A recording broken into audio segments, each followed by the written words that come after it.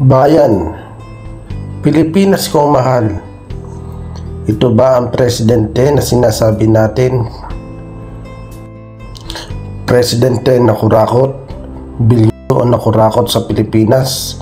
Iyan ba ang bahay ng isang kurakot na presidente? Ikumpara natin sa mga nagdaang presidente.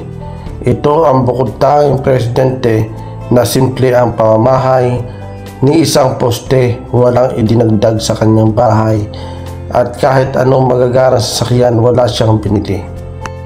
Siya lamang ang bukod tanging presidente na nagmahal sa ating mga Pilipino. Siya lamang ang presidente na nagpauwi ng libo-libong Pilipinong OFW na nagtatrabaho sa ibayong dagat. At siya rin lamang ang presidente na bukod tanging nagtanggol sa ating mga Pilipino. Oo, may nagawa siya.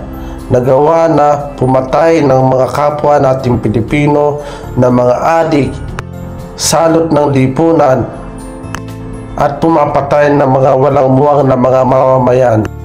Siya lang naman ang presidente na nagtaas ng dagal ng mga kapulisan, Coast Guard, militar, at BFP.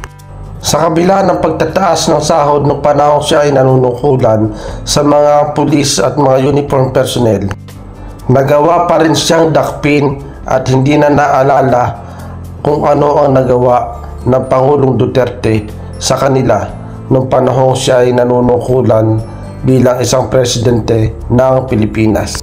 Sana masaya kayo sa inyong mga pambibintang sa ating mahal na Pangulo. Ito ba? Tingnan ninyo, husgahan ninyo, ano ba meron ng pagkatao sa ganyang pananamit. Maraming salamat po, Tatay ng Pilipinas.